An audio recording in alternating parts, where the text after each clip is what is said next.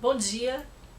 Pena que eu não estou aqui na abertura do GovJam, mas na verdade eu estou trabalhando num outro GovJam aqui em Londrina, com lideranças da economia local e prefeitos, e pensando como que a gente pode melhorar o ambiente de negócios para pequenas empresas na região. Então é um GovJam na prática que a gente está desenvolvendo agora de manhã. Mas vocês vão passar agora dois dias trabalhando, pensando em soluções que podem impactar os serviços para os cidadãos, que podem impactar a vida das pessoas de uma maneira positiva e junto com o governo. E eu gostaria de trazer para vocês alguns exemplos de como isso tem sido feito na prática aí pelo mundo. Isso não é uma coisa nova. Trabalhar, utilizar design, trabalhar inovação em serviços públicos não é nada de novo. Tem muitos países fazendo isso há bastante tempo. E tem muitas práticas interessantes. Existem práticas bem complexas, como por exemplo o planejamento de uma política pública para o design, que pensa em várias áreas de atuação, e pensa em serviços públicos, pensa na promoção do design, pensa em inovação em serviços, pensa na eficiência dos serviços públicos. E existem também algumas ações pontuais ou programas mais específicos que lidam com problemas com foco em algum problema específico do serviço público. Então eu vou passar alguns exemplos para vocês, começando com um case que vem dos Estados Unidos. Nos Estados Unidos, quando foi fechada a Times Square, foi muito interessante a maneira como a Janet, que era secretária do Departamento de Transportes, trabalhou. A gente consegue ver nesse artigo, quem puder buscar esse artigo, como ela utiliza uma metodologia que é muito centrada no design centrado no usuário, no design thinking e inovação em maneira geral.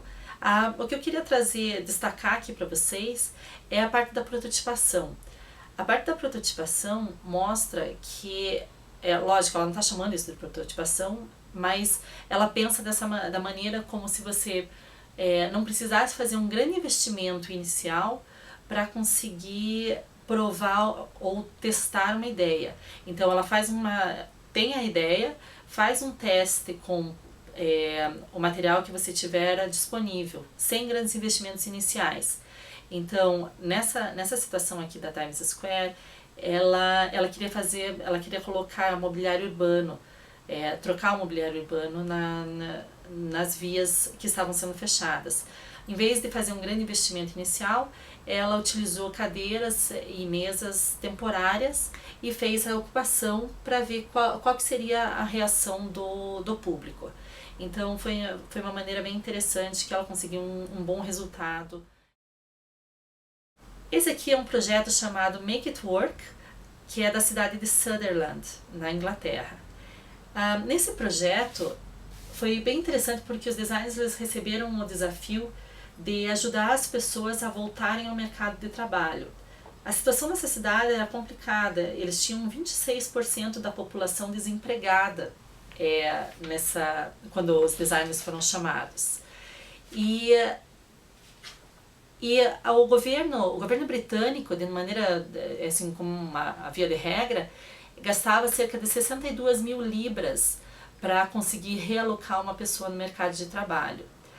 Os designers tinham o desafio de fazer essa realocação a um custo menor. O que eles conseguiram, através de toda a metodologia de pensar, de fazer um mapeamento da situação, de pensar em novas alternativas, as soluções que apareceram foram desde, por exemplo, um folheto explicativo para uma pessoa que estivesse desempregada, sobre o que ela poderia fazer, até o principal, que foi uma rede integrada de todos os agentes que trabalham na realocação das pessoas no mercado de trabalho.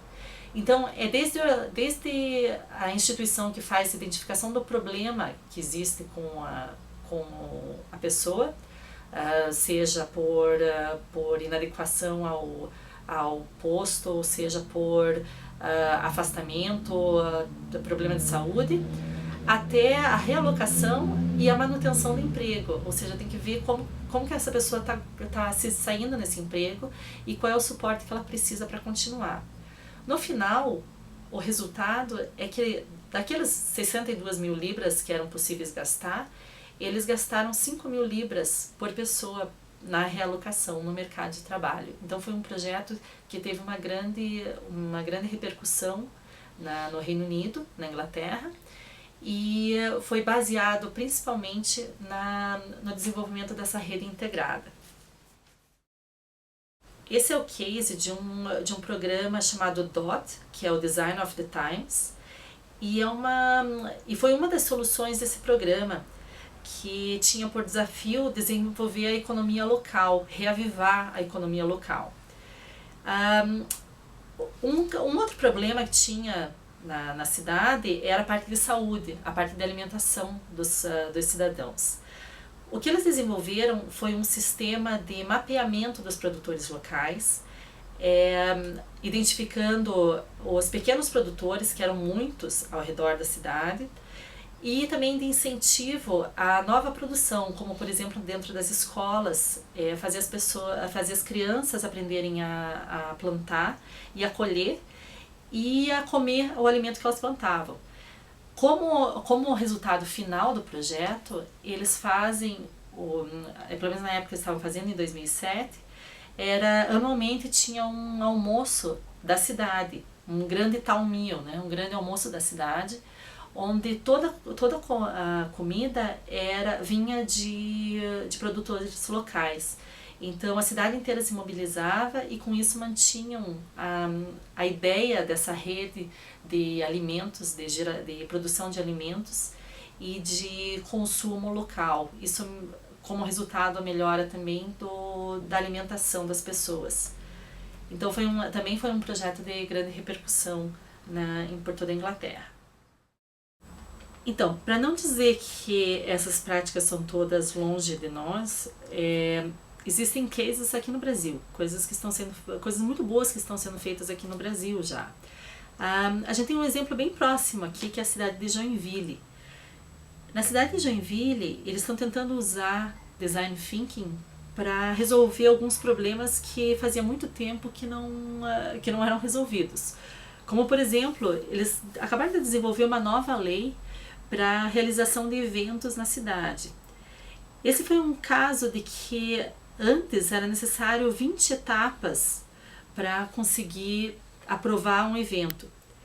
E o que acontecia era que as pessoas preferiam pagar a multa do que perder todo o tempo necessário para passar essas 20 etapas. Com o estudo do processo e com a otimização do processo, essa prática tornou-se muito mais ágil e muito mais fácil, todo esse processo de aprovação de um evento. Agora são apenas 5 etapas e eles aumentaram o preço da multa, mas melhorou muito mais a maneira como as pessoas podem solicitar a aprovação, e isso fez com que muito mais pessoas buscassem essa aprovação. Então a arrecadação aumentou muito mais no início do processo do que a arrecadação através de multa. Muita gente conhece o case de Amsterdã, porque ele se tornou, o projeto deles era para criar uma grande identidade para a cidade.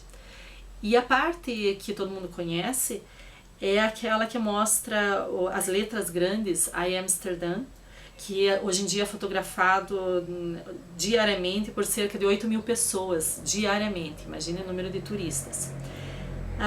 Mas pouca gente conhece a parte desse projeto que é a padronização da imagem da prefeitura e dos departamentos da prefeitura da cidade de Amsterdã.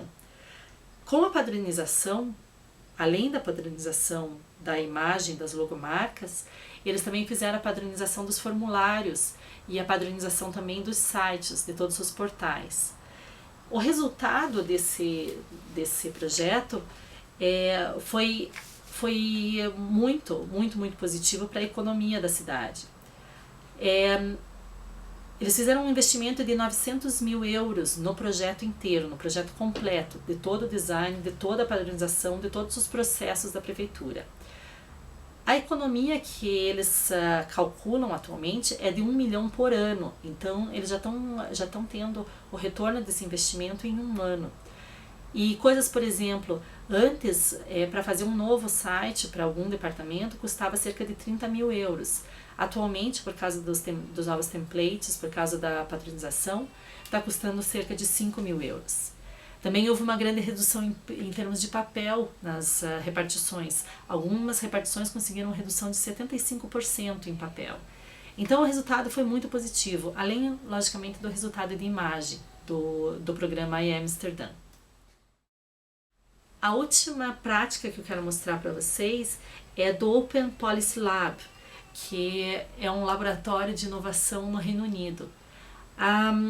Disso aqui eu só queria mostrar que que o Reino Unido resolveu criar um laboratório permanente para pensar os problemas que aparecem, os problemas que aparecem vindos do cidadão ou vindos de algum departamento. Esse laboratório, ele então tem um grupo fixo de trabalho, formado por designers e por servidores públicos, e de várias multidisciplinares, né, de várias áreas diferentes, e ele sempre, qualquer parte do governo pode solicitar a intervenção e solicitar o desenvolvimento de soluções de uma maneira criativa, de uma maneira inovadora. Então, quem tiver interesse, é bem interessante de olhar o site da Open Policy Lab, que traz vários cases, traz um monte de várias ferramentas que podem ser usadas também no nosso dia a dia, no dia a dia de quem trabalha com serviços públicos. Então, esses são alguns exemplos de como é possível pensar serviços públicos de uma maneira inovadora. Investimento em serviços públicos são feitos e são altos. A questão é como que a gente pode fazer esses investimentos terem um retorno melhor, um retorno positivo, uma experiência melhor para quem vai utilizar aquele serviço público. Então, boa sorte para vocês nos próximos 2 dias. Amanhã eu espero estar aí trabalhando também. E pensem de uma maneira inovadora, pensem de uma maneira positiva e trabalhem em equipe que vai trazer grandes resultados. Até amanhã, então. Obrigada!